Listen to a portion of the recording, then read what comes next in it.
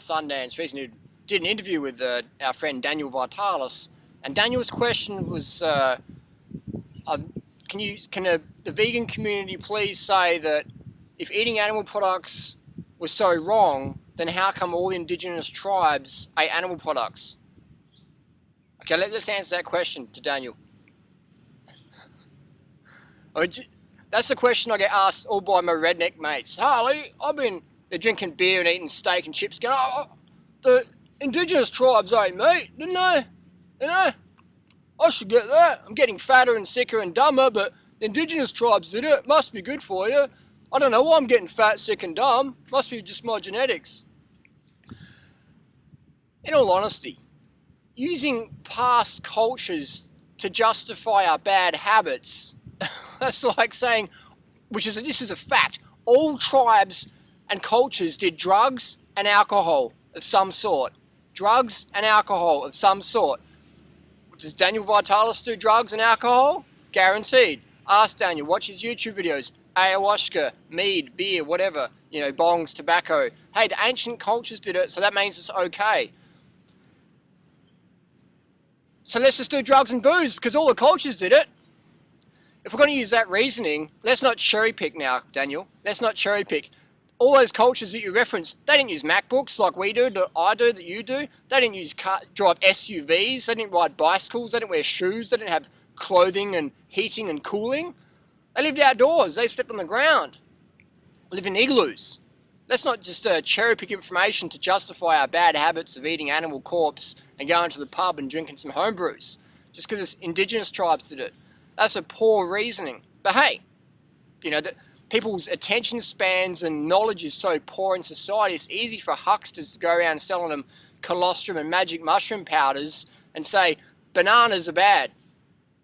People ask me what orthorexia is. Orthorexia is when you can't eat a banana.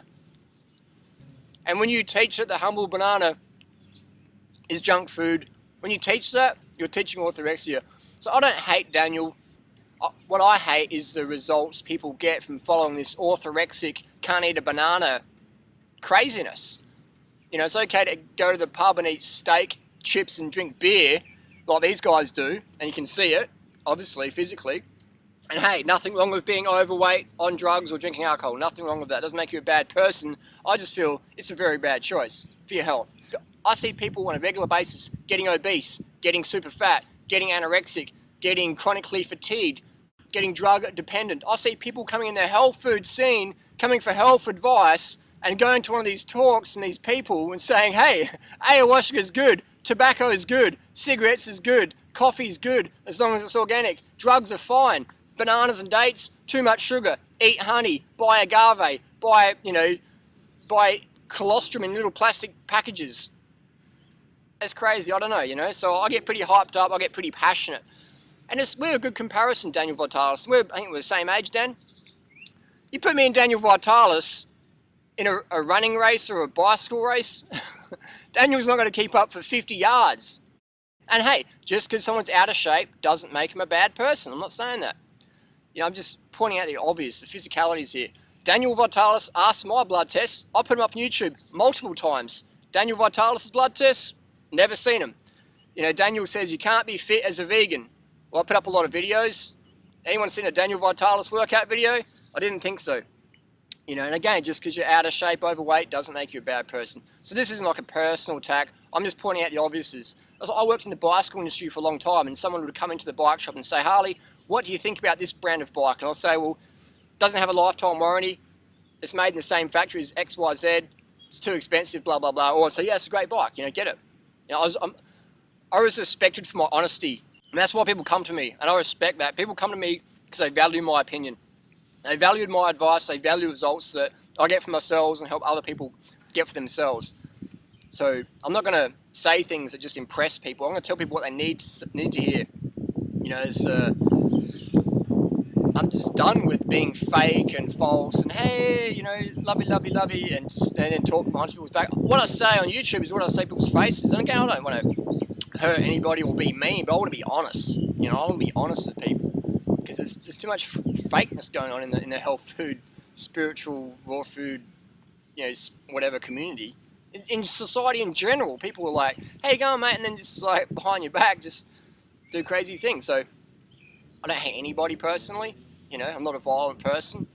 That's why I'm a vegan, because I don't believe in violence. I believe in kickboxing for sport, but I don't really believe in violence. Then Daniel says, when I go to my talks, I say to people, put up your hand if you've been a vegan for 5 years, and people put their hand down after that, or 10 years. So I don't know any real long-term vegans, so that means it's not good. Hey, I don't know personally many people who do not drink or do drugs. In fact, I know less straight people when it comes to drugs and alcohol than vegans. I know vegans who do meth and drink alcohol and all that stuff. Doesn't make them bad people just because you do drugs and alcohol. Bad choice, definitely. But what I'm getting at is, if I go to my talks and say, people, put up your hand if you haven't used drugs and alcohol in the last year, or if you know someone who has not done that, and people might put their hand up. And if I say, what about 5 years? People put their hand down. What about 10 years? Hardly anyone puts their hand up. What does that mean? Drugs and alcohol are good for you? That everyone does drugs and alcohol because they're healthy? You know what I mean? How people draw these conclusions, it doesn't surprise me though. When you look at what they sell and what they tell and what they preach and teach and what they actually do, it doesn't surprise me. Another question Daniel asked was, there's no generations of vegans, so that means we shouldn't do it.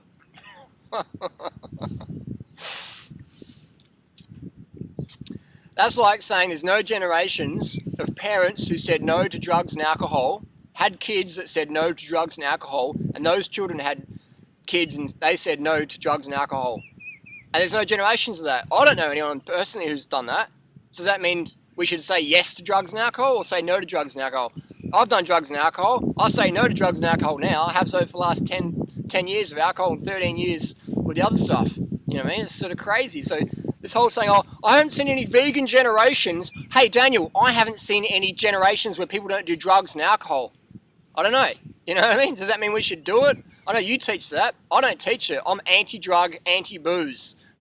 And these people talk nonsense. I get pretty hyped up about it. I get pretty passionate because these people never want to do live debates. Dave Wolf, Daniel Vitalis, Brian Clement, they always back out of live debates. Why? I don't know. I'm not going to make assumptions here, but hey, ask them, why do you guys always back out of live debates? And they might say, oh, Durianrider, he's immature, he's unprofessional. Fair enough. How about Doug Graham and co? You know what I mean? No one wants to go up against Doug Graham. That's just like, you know, the person on the internet with the avatar who's like some photo of not them, who has some totally different alias, who's like, oh, I'm big and tough and I know my information, but go up against a live debate, it's like, oh, no way. So it's easy to just talk a lot, never really do anything. And if you're a person you take advice from backs out of live debates, man, I'd back out of following the information big time, because it means they don't know what they're talking about and they're afraid of getting shot down in front of a live audience. Man, I'm up for a debate anytime, anywhere, anybody. You know how to contact me.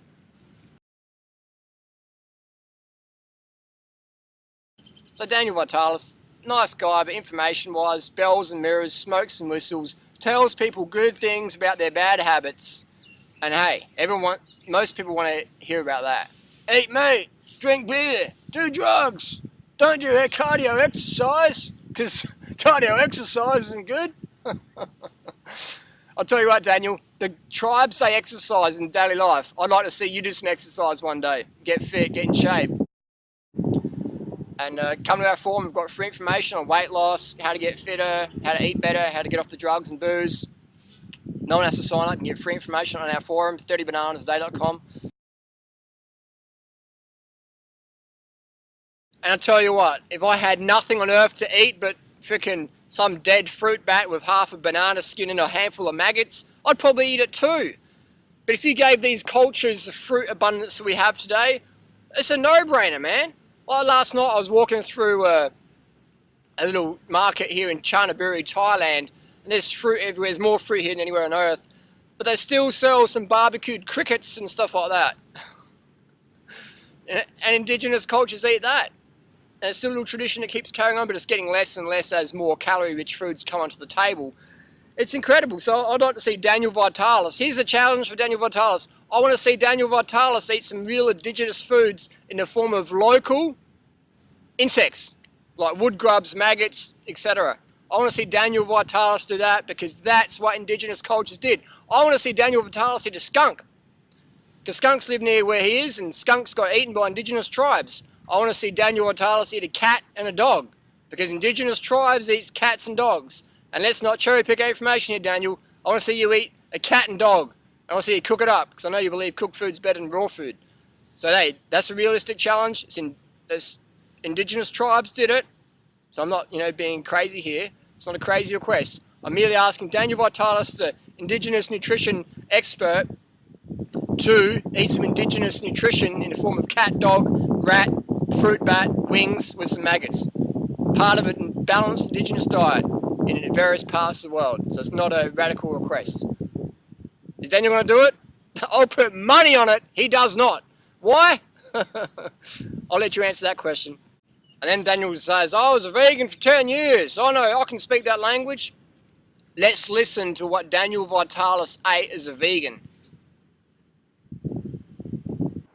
As somebody who was a raw vegan for many years, my calorie sources were basically coconut oil, olive oil, and kale. That was basically what I was eating, and, with some tertiary foods, but that was the main stuff.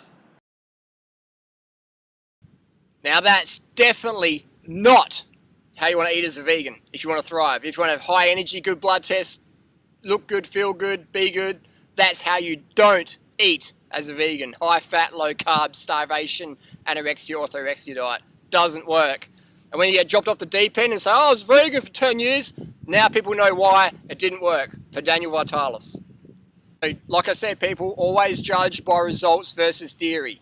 When people are talking about, oh, well, the tribes did this and the tribes did that, it's like, come on now. The tribes ate other humans. The tribes ate maggots. The Inuits ate penguin intestines mixed with whale blubber and ate that. They eat each other when there's no food around. Should we eat other humans if you're hungry? Should we eat other humans, eat their brains because that was a tradition in Papua New Guinea? Should we continue that?